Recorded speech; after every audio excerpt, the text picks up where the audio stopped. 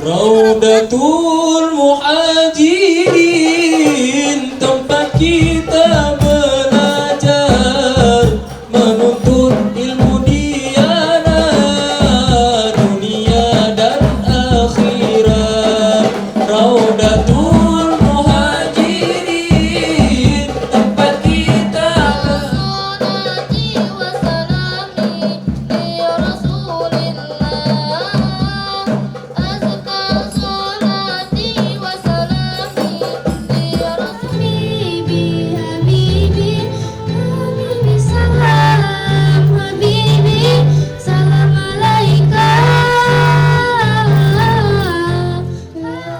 Pondok pesantren adalah pendidikan dan pengajaran Islam di mana di dalamnya terjadi interaksi antara kiai dan ustadz sebagai guru dan para santri sebagai murid dengan mengambil tempat di masjid atau di halaman-halaman asrama untuk mengkaji dan membahas buku teks keagamaan karya ulama masa lalu.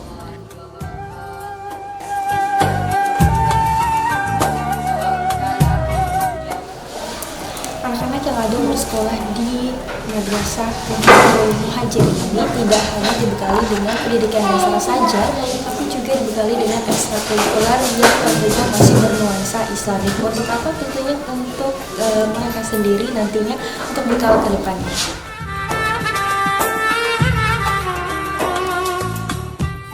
Dengan demikian, unsur terpenting bagi pesantren adalah adanya kiai, para santri, masjid tempat tinggal atau pondok, serta buku-buku ataupun kitab kuning.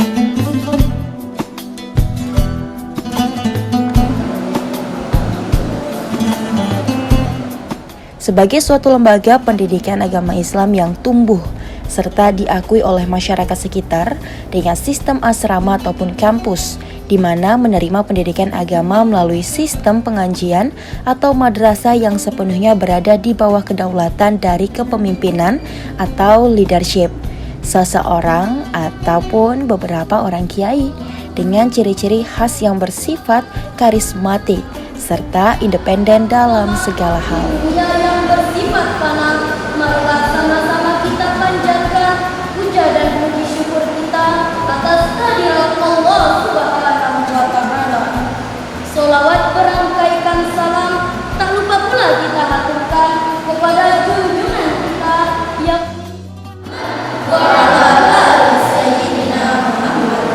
hadirin yang dirahmati Allah, berdirinya saya di sini akan menyampaikan sebuah syarat.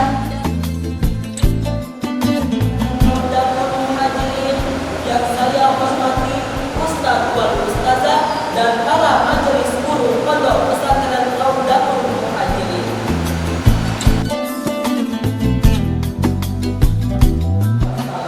Bikaulina Allahumma sholli ala sayyidina Muhammad, dalam satu hal yang dengannya bisa menjadi penjelasan.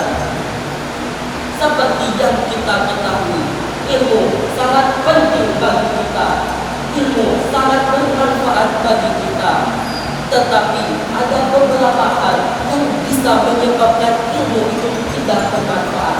Yang pertama, suka mengolok. Ya Bu, benar. Kami berasal dari Sulawesi Selatan, tepatnya di Pondok Pesantren As-Adiyah Sengkang. Jadi prosesnya kenapa bisa kami sampai di sini? Di pondok kami itu alumninya, setiap alumni dari perguruan tinggi di sana akan dikirim sebagai tenaga pengabdi. Alhamdulillah kami dikirim di pondok pesantren ini sebagai pengabdian. Kami mengabdi di pondok pesantren ini baru kurang lebih 7 bulan.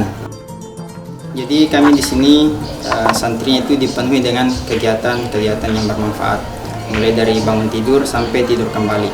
Jadi santri kami bangunkan sekitar pukul 3.30 atau setengah 4 pagi untuk melaksanakan sholat tahajud secara berjamaah. Setelah melaksanakan sholat tahajud diikuti dengan pembacaan sholawat, mengaji bersama sampai masuk waktu azan subuh.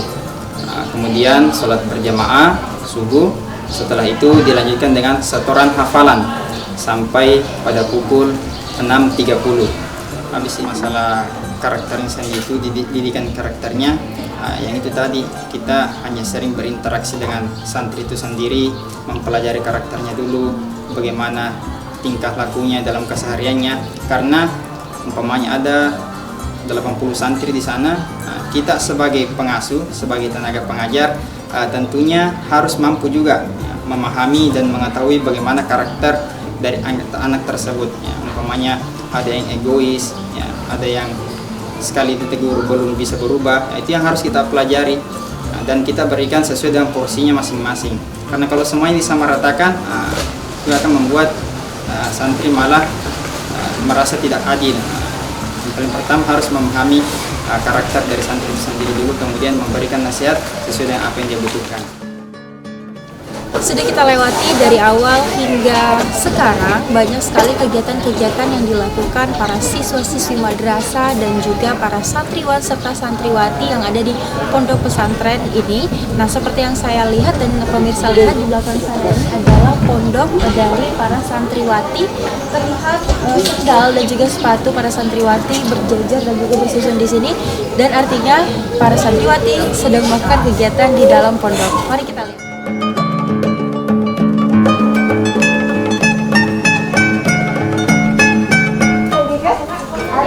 Saya sedang berada di koridor atau lorong dari pondok para santri. Kita akan melihat ke dalam. Ini namanya.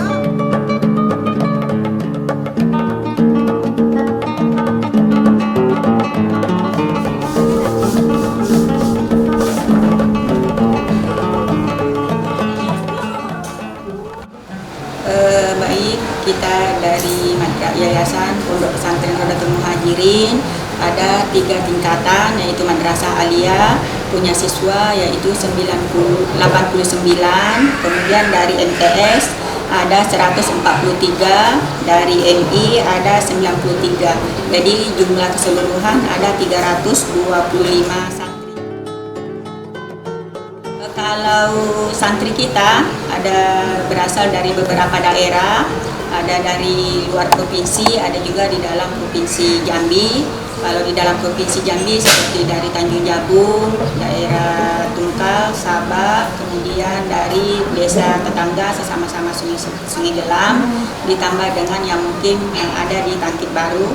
Dari di luar provinsi ada dari Lampung, kemudian ada juga yang dari DKI dan Palembang. Kalau yang madrasah itu sekitar 80% dari lingkungan desa Tangkit Baru, yang 20% dari desa tetangga, bahkan ada yang dari provinsi, berarti di luar Kabupaten Muara Jambi, karena kita di sini Muara Jambi berdampingan dengan provinsi, jadi ada yang dari provinsi. Alhamdulillah dalam semester ini kita sudah sistem tatap muka. Setiap hari kita hadir, cuman untuk sementara jamnya yang belum normal.